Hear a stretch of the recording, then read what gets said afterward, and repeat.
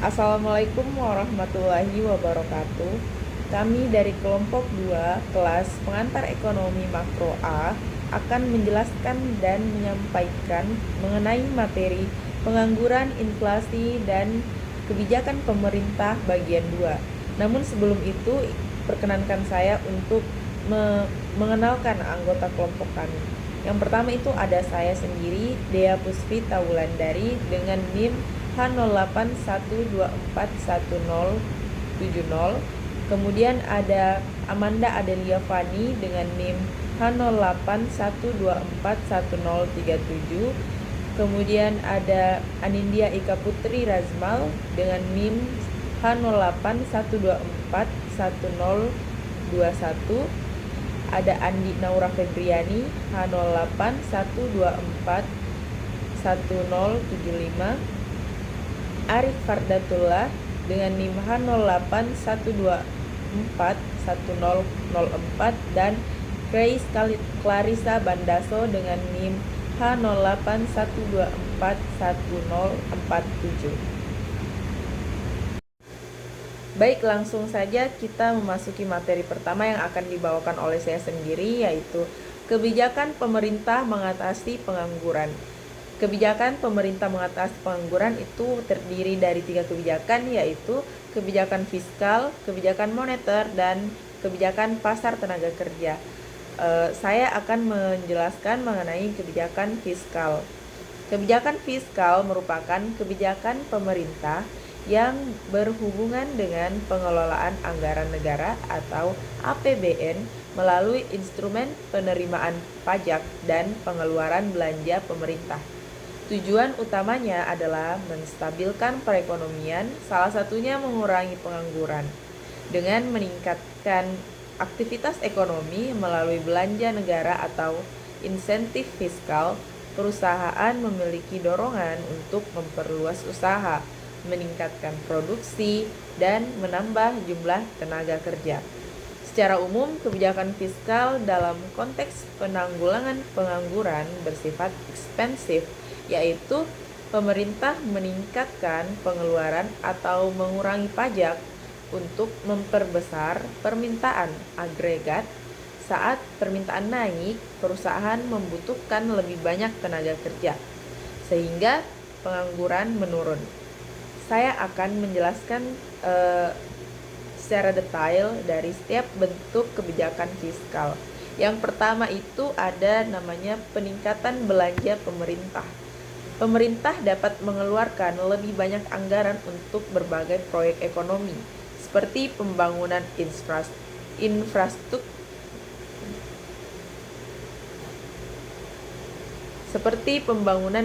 infrastruktur, fasilitas umum, layanan publik, pendidikan, hingga kesehatan.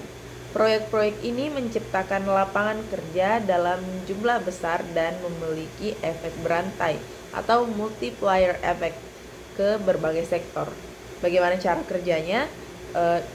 Cara kerjanya itu terdiri dari bermacam-macam cara, seperti secara langsung, proyek infrastruktur seperti jalan, jembatan, bendungan, dan sanitasi membutuhkan tenaga kerja konstruksi, operator alat, mandor, dan tenaga administrasi.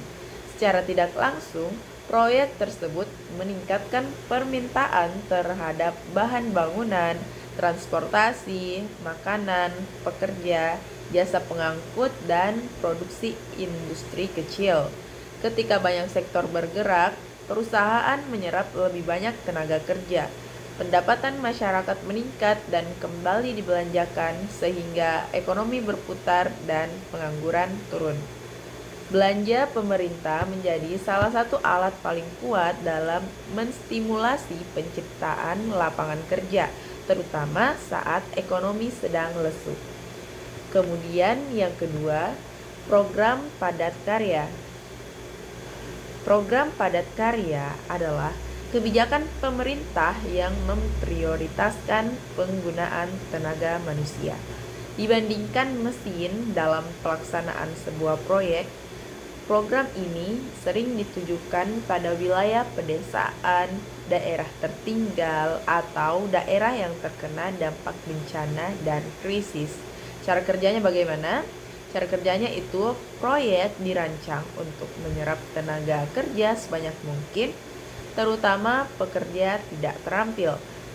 Upah diberikan langsung kepada masyarakat sehingga meningkatkan daya beli dengan cepat.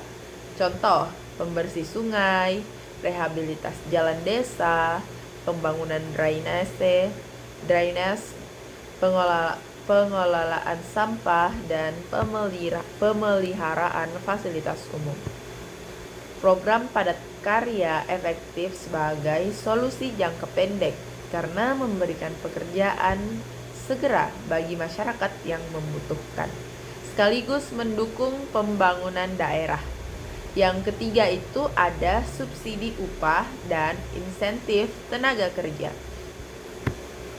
Subsidi upah adalah bentuk finansial dari pemerintah kepada perusahaan agar mereka tidak memberhentikan karyawan atau bahkan merekrut pekerjaan baru. Sementara itu, insentif tenaga kerja mencakup berbagai bentuk dukungan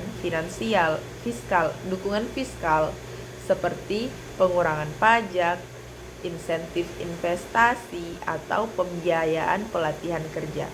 Bagaimana sih kebijakan ini bekerja? Kebijakan ini bekerja seperti mengurangi beban biaya perusahaan sehingga mereka tidak ragu memperkerjakan tenaga kerja tambahan.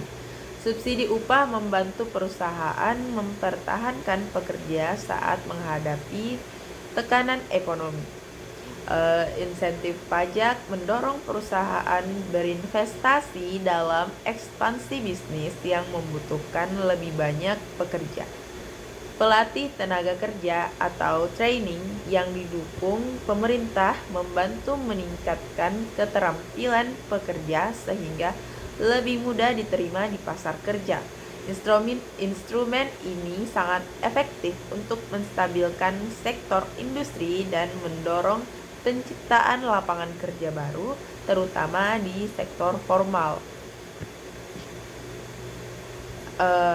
Jadi, kesimpulan dari kebijakan fiskal memegang peran penting dalam mengatasi pengangguran melalui 3 jalur utama, yaitu pertama, belanja pemerintah menciptakan lapangan kerja langsung dan tidak langsung. Kemudian program padat karya memberikan pekerjaan cepat untuk masyarakat terdampak, kemudian terutama masyarakat terdampak terutama di sektor informal dan pedesaan. Kemudian yang terakhir, subsidi upah dan insentif fiskal menurunkan biaya perusahaan agar mau menyerap tenaga kerja dan mempertahankan pekerja yang ada. Dengan kombinasi kebijakan fiskal yang tepat, pemerintah dapat mempercepat pemulihan ekonomi dan secara signifikan menurunkan tingkat pengangguran. Jadi itulah kebijakan fiskal pada kebijakan pemerintah dalam mengatasi pengangguran. Untuk kebijakan moneter dan pasar tenaga kerja akan disampaikan oleh pemateri selanjutnya, yaitu teman saya Amanda Adelia Fani. Baik, jadi tadi kita sudah membahas bagaimana pemerintah membelanjakan uangnya. Sekarang mari kita ubah sudut pandangnya. Bukan tentang uang pemerintah, tetapi tentang uang yang ada di bank. Bagi pengusaha, uang di bank itu adalah bahan baku yang memiliki harga. Kalau harga bunganya mahal, maka pengusaha tidak mau beli atau meminjam. Kalau tidak pinjam, maka tidak ada pabrik baru. Lalu, siapa yang menentukan mahal murahnya harga uang ini? Jawabannya ada pada kebijakan kedua, yaitu kebijakan moneter. Kebijakan moneter merupakan kebijakan yang dikelola oleh bank sentral seperti Bank Indonesia untuk mengatur jumlah uang beredar dan tingkat suku bunga dalam perekonomian. Terdapat 3 tujuan utama kebijakan moneter. Yang pertama itu untuk menjaga stabilitas harga atau mengendalikan inflasi. Kedua, mendukung pertumbuhan ekonomi. Dan ketiga, menjaga keseimbangan neraca pembayaran. Adapun mekanisme moneter untuk mengatasi pengangguran. dengan fokus utamanya itu adalah penurunan suku bunga acuan. Terdapat 4 aliran utama. Aliran pertama yaitu Bank Sentral menurunkan suku bunga acuan. Bank Sentral seperti Bank Indonesia memiliki wewenang menetapkan suku bunga dasar, misalnya BI Rate. Ini adalah biaya yang harus dibayar oleh bank-bank umum jika mereka meminjam uang atau menempatkan dana di Bank Sentral. Hal ini dilakukan ketika ekonomi lagi lesu dan pengangguran tinggi. Bank Sentral sengaja menurunkan angka ini sebagai sinyal atau tombol start. Tujuannya untuk melonggarkan likuiditas ketersediaan uang di pasar. Logikanya itu, jika Bank Sentral ini menurunkan suku bunganya, maka uang diharapkan mengalir lebih deras ke bawah. Aliran kedua yaitu bunga kredit di bank umum menjadi lebih murah. Bank umum seperti Mandiri, BCA, BRI, dan juga BNI merespon suku bunga acuan tersebut dengan menyesuaikan suku bunga mereka sendiri. Karena biaya dana bagi bank umum menjadi lebih rendah, mereka bisa menawarkan kredit modal kerja atau kredit investasi kepada nasabah dengan bunga yang lebih rendah pula. Dampaknya, penurunan ini membuat utang itu menjadi lebih terjangkau dan cicilan menjadi lebih ringan bagi peminjam. Alur ketiga ada investasi meningkat. Ini adalah respon dari sektor real atau dunia usaha. Pengusaha itu selalu menghitung untung dan rugi. Nah, kita misalkan seorang pengusaha ini ingin membangun pabrik baru yang diprediksi memberi keuntungan 10%. Jika bunga bank 12%, maka pengusaha akan batal meminjam karena mereka pikir akan rugi. Kemudian, jika banknya turun jadi 8%, maka pengusaha akan berani meminjam karena masih ada selisih keuntungan sebesar 2%. Sehingga terjadi lonjakan aktivitas pembelian mesin baru, pembukaan cabang toko baru, pembangunan properti, dan ekspansi bisnis lainnya. Alur keempat ada lapangan kerja tercipta. Nah, ini tuh merupakan tujuan akhir dari kebijakan moneter. Investasi fisik seperti pabrik, mesin, dan toko adalah benda mati yang tidak bisa beroperasi sendiri. Nah, jika pabrik baru dibangun, maka dibutuhkan tukang bangunan. Jika mesin baru dibeli, maka dibutuhkan operator mesin. Jika cabang restoran dibuka, maka dibutuhkan koki dan pelayan. Nah, kesimpulannya, permintaan tenaga kerja ini merupakan permintaan turunan dari aktivitas bisnis. Semakin kencang bisnis berekspansi karena bunga murah, maka semakin banyak juga orang yang direkrut dari kolam pengangguran. Nah, selanjutnya ini merupakan sebuah grafik garis yang menunjukkan pergerakan interest rates atau suku bunga selama periode 1 tahun dari Januari hingga Desember. Nah, grafik ini adalah visualisasi yang jelas dari kebijakan moneter, di mana bank sentral atau otoritas terkait menurunkan suku bunga acuan dari waktu ke waktu. Penurunan suku bunga seperti ini biasanya dilakukan untuk merangsang pertumbuhan ekonomi dengan membuat pinjaman lebih murah yang diharapkan dapat mendorong investasi dan juga konsumsi. Adapun contoh nyata kebijakan moneter itu pada tahun 2020 hingga 2021. Indonesia menghadapi guncangan ekonomi hebat akibat pandemi COVID-19. Pembatasan aktivitas sosial menyebabkan permintaan masyarakat anjlok drastis sehingga arus kas perusahaan terganggu. Banyaknya pelaku usaha yang tidak sanggup membayar cicilan hutang atau membiayai operasional yang berujung pada kebangkrutan dan PHK massal. Adapun dampak kebijakan yang keluar pada saat itu, keputusan Bank Indonesia memangkas suku bunga acuan hingga level terendah yaitu 3,5% dengan tujuan sebagai penyelamatan sektor real atau dunia usaha dari kebangkrutan massal. Dengan menyediakan likuiditas yang murah, pemerintah bertujuan menjaga agar mesin ekonomi ini tetap menyala meskipun dalam putaran yang lambat. Nah, jadi kebijakan moneter ini memastikan modal itu tersedia dan murah, tapi modal saja itu tidak cukup. Bayangkan pengusaha yang sudah pegang uang dan siap bangun pabrik, tapi ternyata tenaga kerjanya itu tidak punya skill yang sesuai atau izin rekrutmennya terlalu rumit. maka uang tersebut akan sia-sia dan lapangan kerjanya akan gagal tercipta. Oleh karena itu, kita butuh kebijakan yang membereskan masalah struktural manusia dan aturannya. Inilah kebijakan ketiga, yaitu kebijakan pasar tenaga kerja. Kebijakan pasar tenaga kerja adalah serangkaian kebijakan yang dikeluarkan oleh pemerintah untuk mempengaruhi permintaan dan penawaran tenaga kerja serta kondisi dalam pasar tenaga kerja. Kebijakan ini bertujuan untuk meningkatkan kesempatan kerja, kualitas tenaga kerja, efisiensi pasar kerja, dan juga kesejahteraan pekerja.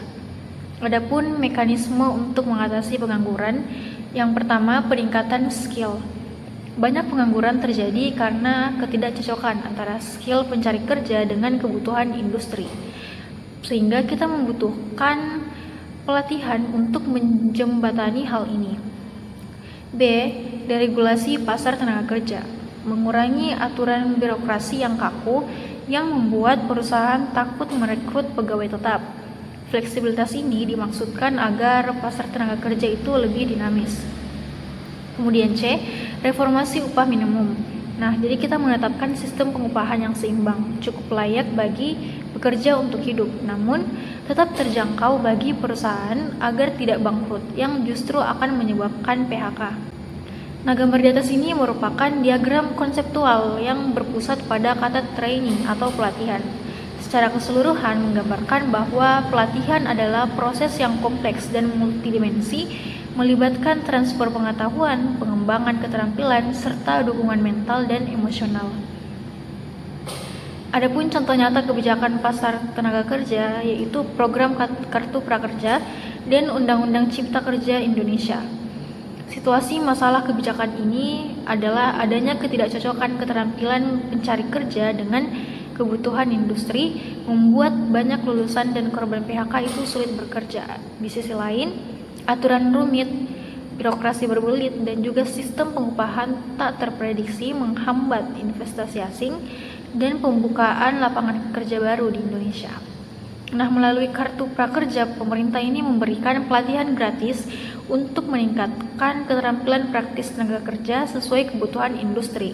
Sementara Undang-Undang Cipta Kerja menyederhanakan regulasi investasi dan ketenagakerjaan seperti upah minimum yang jelas dan skema yang fleksibel untuk menarik investasi asing. Kombinasi kedua kebijakan ini bertujuan untuk menciptakan tenaga kerja yang terampil dan iklim investasi kondusif guna membuka lapangan kerja dan menurunkan pengangguran. Nah, sebagai penutup kebijakan pemerintah, jadi pemerintah itu menggunakan kebijakan fiskal untuk stimulus langsung, kebijakan moneter untuk menyediakan modal murah bagi usaha, dan kebijakan pasar tenaga kerja untuk memastikan SDM-nya kompeten dan regulasinya kondusif. Sinergi ketiganya ini merupakan kunci pemulihan ekonomi kita. Maka dari itu, kebijakan fiskal, kebijakan moneter, dan kebijakan pasar tenaga kerja bekerja layaknya rantai yang tidak boleh putus. Pendekatan yang parsial atau hanya mengandalkan satu cara justru berisiko menggagalkan penciptaan lapangan kerja. Namun, dengan menyinergikan ketiganya, kita optimis bahwa serapan tenaga kerja akan meningkat seiring dengan derasnya investasi yang masuk. Itulah tadi penjelasan dari saya. Sekian, terima kasih. Assalamualaikum warahmatullahi wabarakatuh. Perkenalkan, nama saya Nindika Putri dengan NIM 0812410121 dari Program Studi Ilmu Aktuaria. Nah, pada kesempatan ini saya akan mempresentasikan salah satu topik penting dalam ekonomi makro, yaitu faktor penyebab pengangguran. Nah, pembahasan ini sangat penting karena pengangguran itu tidak hanya berdampak pada pendapatan individu, tetapi juga pada stabilitas ekonomi, tingkat konsumsi, serta pertumbuhan ekonomi suatu negara. Nah, secara umum, pengangguran itu muncul ketika jumlah tenaga kerja yang mencari pekerjaan itu lebih besar dibandingkan jumlah lapangan kerja yang tersedia.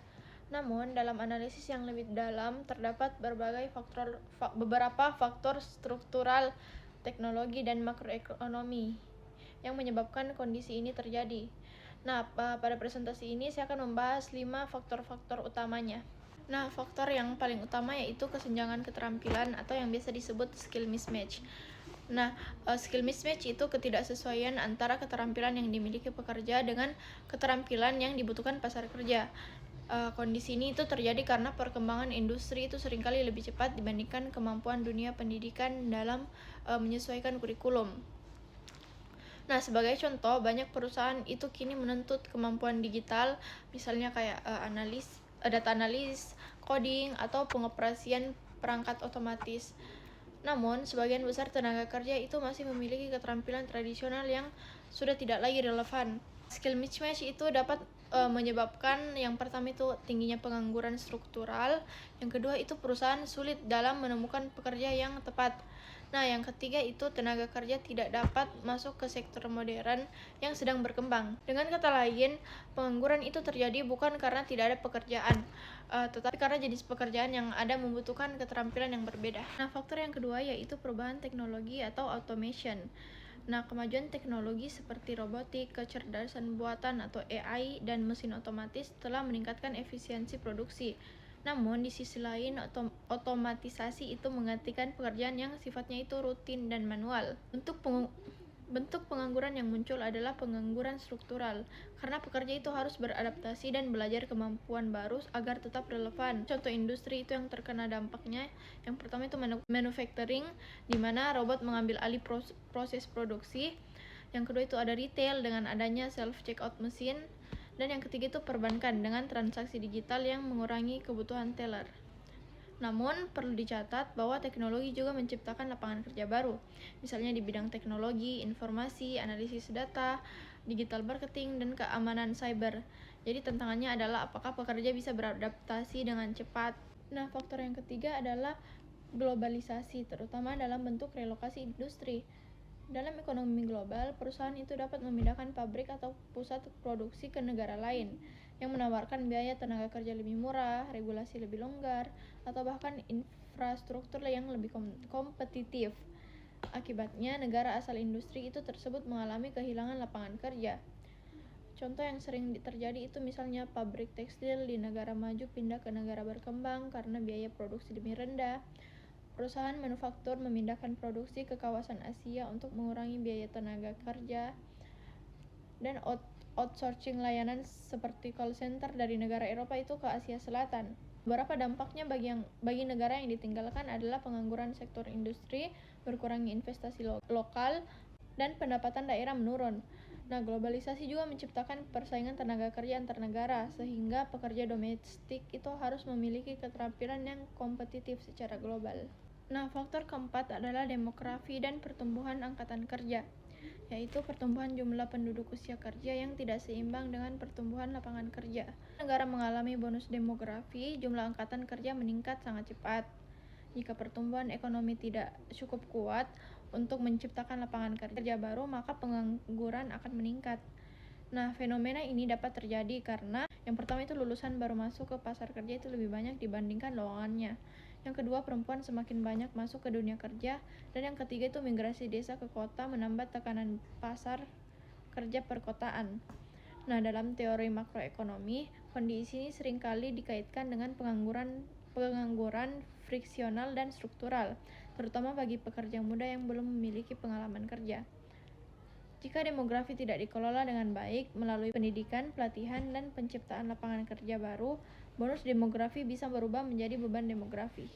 Faktor terakhir adalah krisis ekonomi, baik yang disebabkan oleh faktor domestik maupun shock eksternal global. Dalam kondisi resesi, banyak perusahaan itu mengalami penurunan permintaan, sehingga mereka itu mengurangi produksi, memangkas biaya, dan melakukan pemutusan atau biasa disebut PHK, pemutusan hubungan kerja.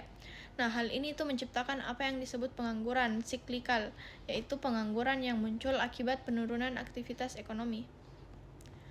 Nah, beberapa contoh shock eksternal yaitu krisis keuangan global, pandemi seperti waktu COVID-19, konflik geopolitik yang mengganggu rantai pasok, serta lonjakan harga energi dan komoditas. Nah, krisis ekonomi dapat memperburuk semua jenis pengangguran lainnya, terutama jika pemerintah tidak merespon dengan kebijakan fiskal dan moneter yang tepat. Dari pemaparan tadi, dapat kita simpulkan bahwa pengangguran itu bukan hanya masalah individu yang tidak mendapatkan pekerjaan, tetapi merupakan hasil dari berbagai faktor makroekonomi yang kompleks.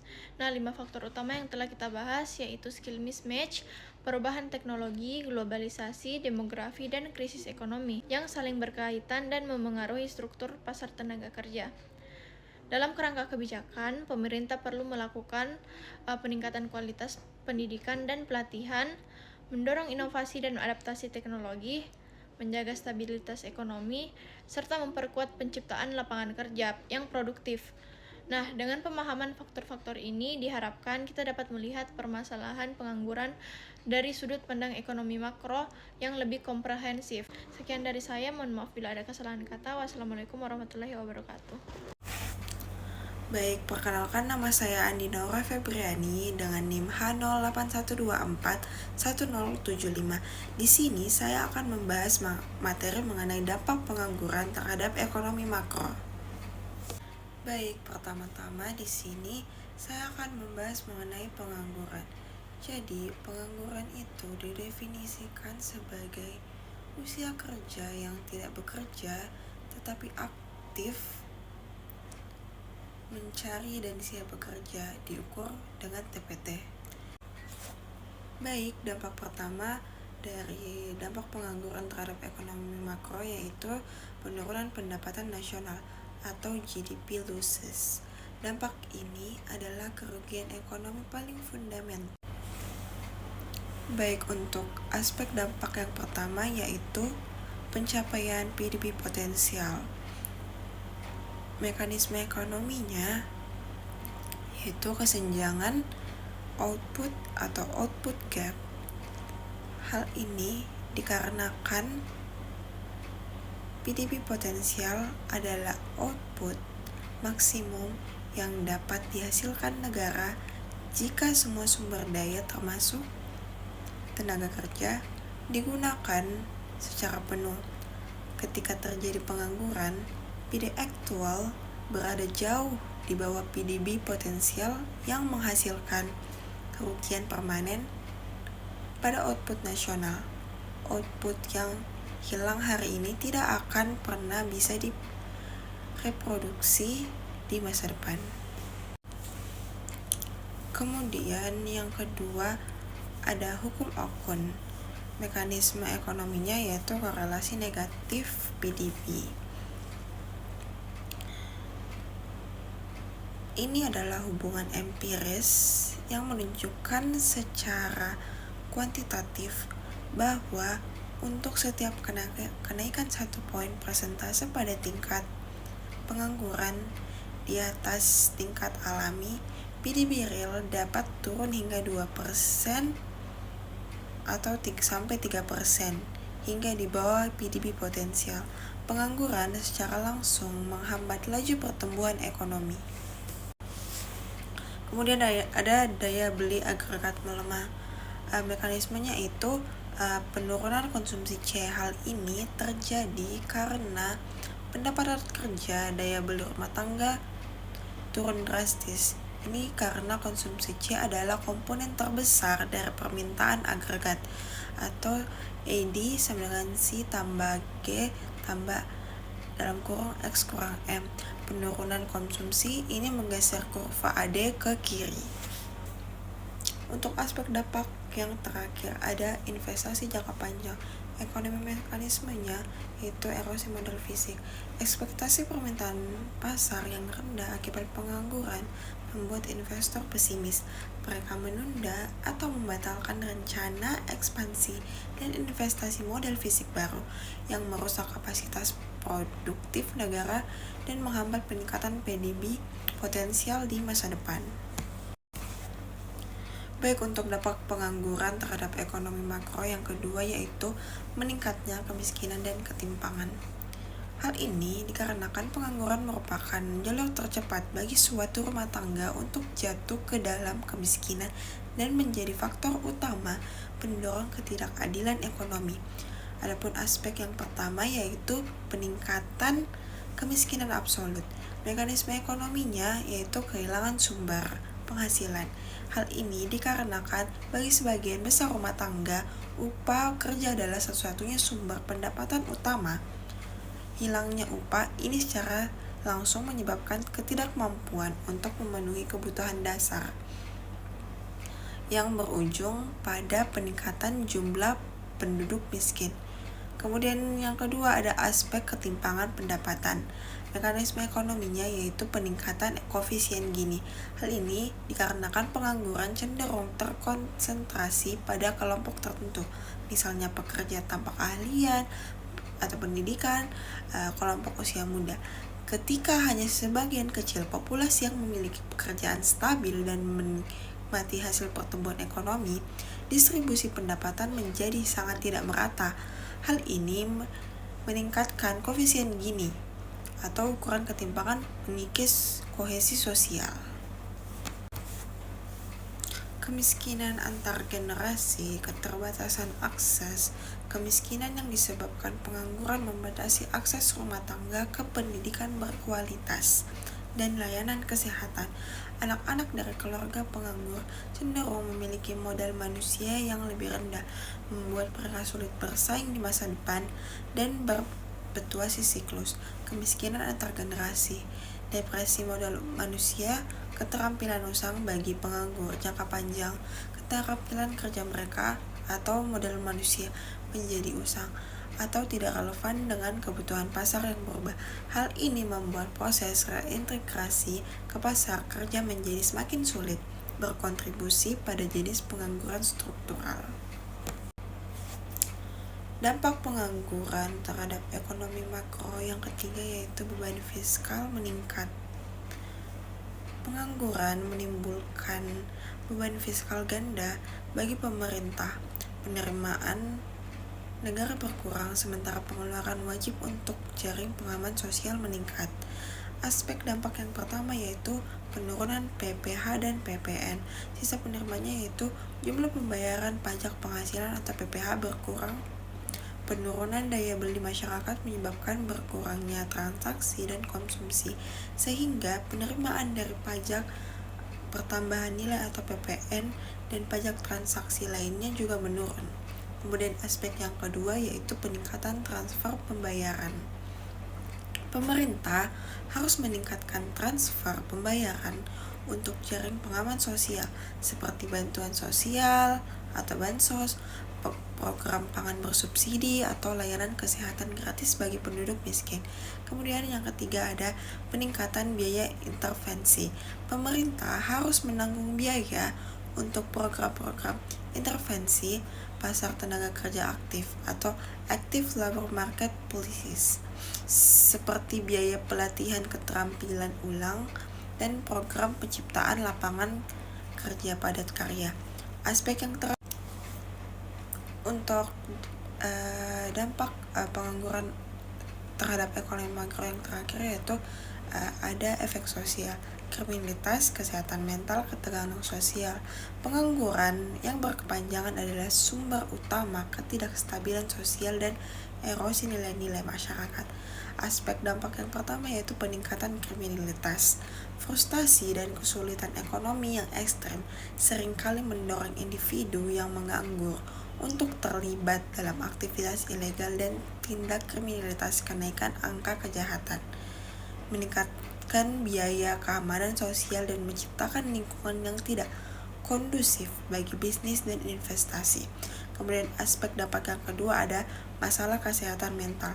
Kehilangan pekerjaan dikaitkan dengan penurunan drastis dalam kualitas hidup dan harga diri. Studi menunjukkan peningkatan signifikan dalam kasus stres kronis, depresi, kecemasan, hingga resiko bunuh diri di kalangan penganggur jangka panjang.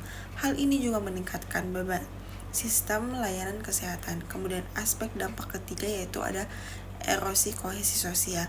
Pengangguran yang parah, terutama jika terkonsentrasi pada kelompok demografi atau geografis tertentu, dapat meningkatkan ketegangan sosial dan merusak kohesi masyarakat.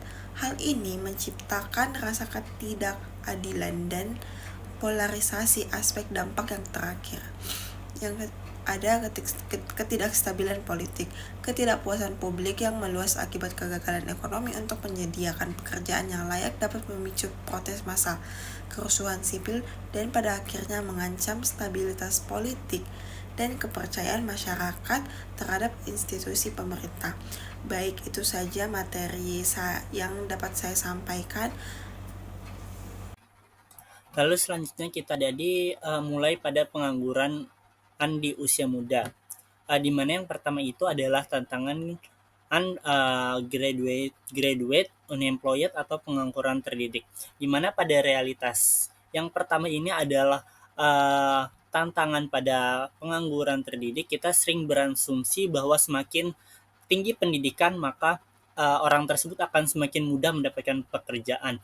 Namun pada data ekonomi justru sering menunjukkan bahwa tingkat pengangguran justru menumpuk di kalangan lulusan universitas, di mana dinamika masalah ini dibagi menjadi 3, yaitu yang pertama ada inflasi gelar, ekspektasi upah, dan underemployment.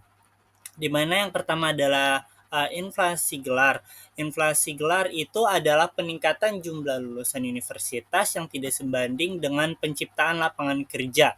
Lalu di sini ada ekspektasi upah, di mana ekspektasi upah adalah lulusan yang baru memiliki upah minimum yang berbeda yang diterima lebih tinggi.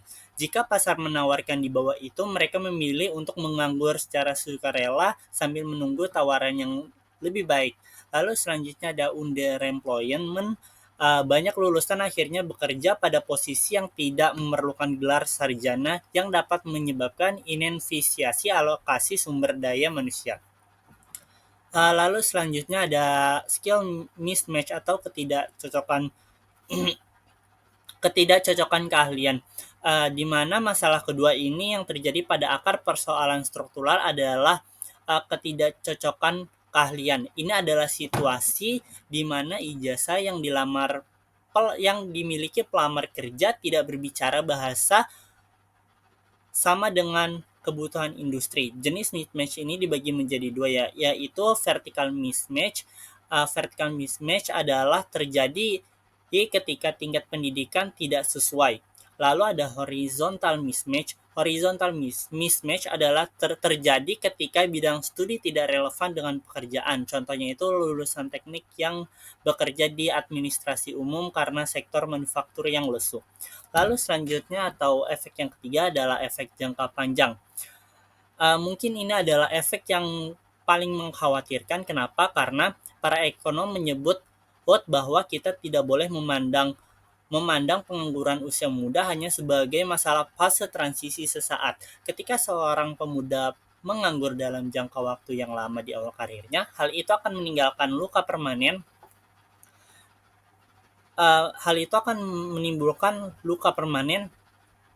dan pada perjalanan ekonomi mereka di masa depan. Lalu mekanisme dampaknya itu dibagi menjadi 3, yaitu yang pertama ada hukuman upah, di mana hukuman upah ini adalah individu yang menganggur lama di awal karir cenderung memiliki gaji seumur hidup yang lebih rendah dibandingkan mereka yang langsung bekerja. Lalu kedua ada sinyal negatif. Sinyal negatif adalah periode pengangguran yang panjang atau gap year sering dianggap oleh pemberi kerja sebagai sinyal produktivitas rendah atau motivasi yang kurang, sehingga membuat individu tersebut semakin sulit direkrut di masa depan.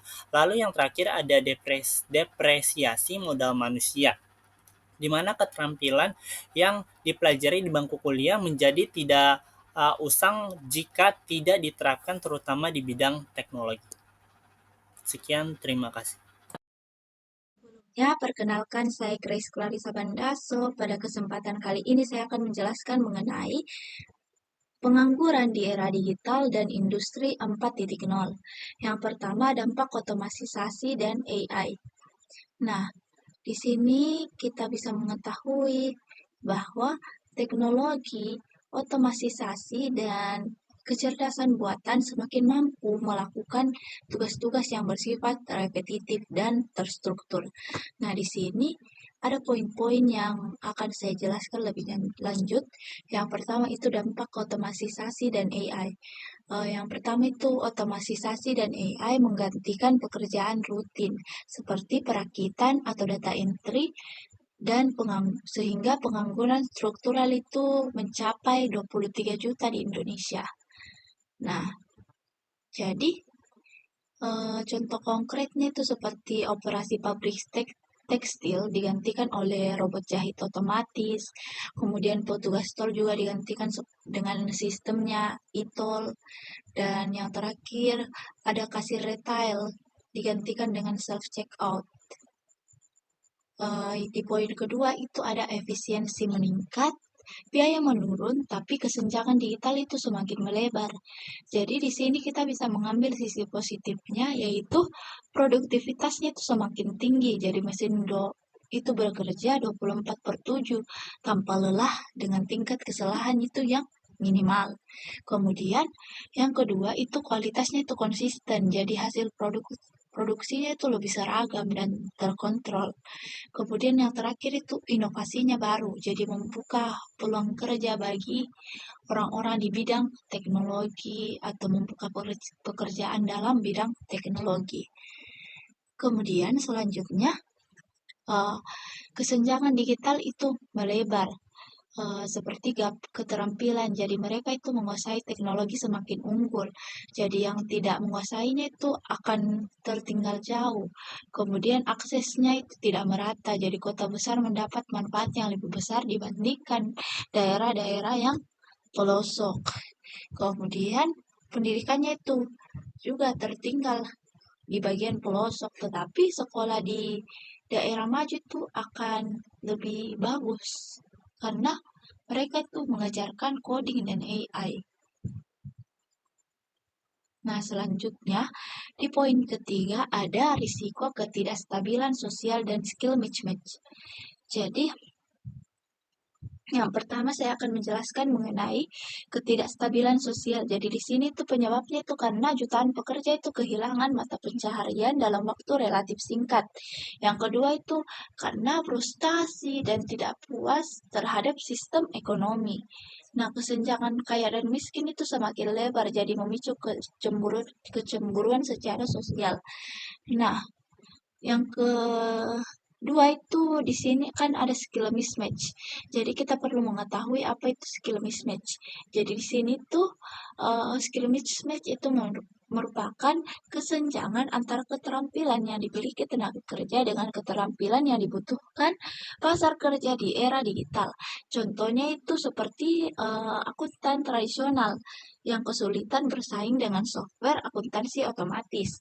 Kemudian marketing konvensional kalah dengan digital marketing spesialis. Nah, selanjutnya saya akan membahas mengenai pergeseran struktur pekerjaan. Jadi di poin pertama itu struktur pekerjaan bergeser dari manual ke berbasis teknologi seperti AI engineer, data scientist, dan cyber security. Jadi di sini saya akan menjelaskan mengenai poin pertama terlebih dahulu. Jadi pasar kerja itu bertransformasi dari pekerjaan manual menjadi pekerjaan yang membutuhkan keahlian secara digital. Jadi pekerjaan tradisional itu semakin lama semakin berkurang digantikan dengan pekerjaan atau profesi baru yang berbasis digital seperti AI engineer, data scientist, cyber security, IoT developer, dan masih banyak lagi. Yang kedua, ada gig economy atau remote work yang muncul. Nah, gig economy ini adalah merupakan sistem kerja berbasis proyek atau kontrak jangka pendek, bukan karyawan tetap. Jadi, contohnya itu seperti driver Gojek, freelancer, desain grafis, konten kreator, ataupun tutor secara online. Yang kedua itu ada remote work. Jadi remote work ini bisa bekerja di mana saja tanpa harus ke kantor. Jadi memungkinkan untuk teknologi digital dan internet itu digunakan sepanjang hari. Nah, adapun dampaknya di Indonesia itu ada 60% pekerjaan yang terdampak. Jadi ini sudah lebih dari separuh struktur ketenaga kerjaan itu berubah. Kemudian fleksibilitas kerja meningkat tapi jaminan sosialnya itu berkurang. Tetapi di balik itu semua ada dampak positif yang bisa kita ambil dari situ.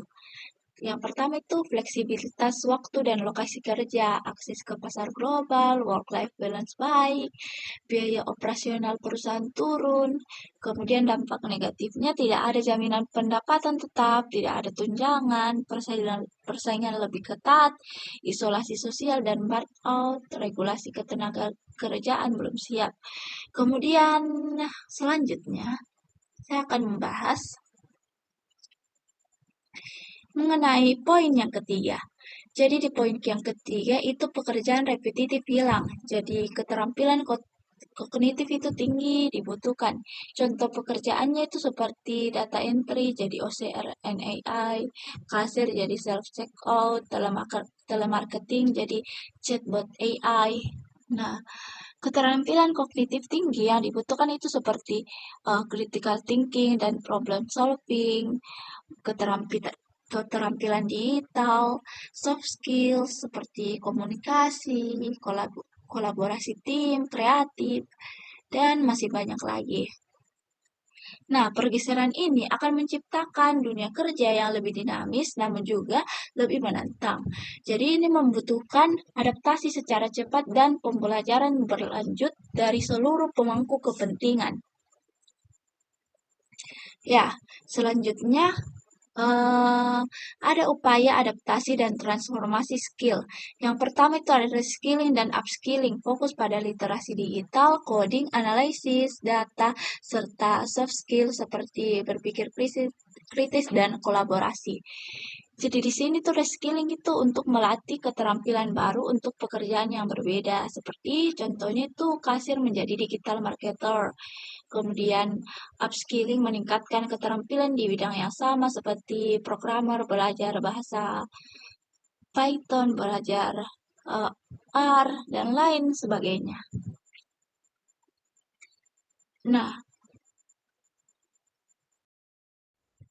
Nah, kemudian saya akan melanjutkannya. Yang kedua itu ada program seperti Kartu Prakerja, AI, literasi, dan kurikulum sistem dengan IoT serta robotika diterapkan.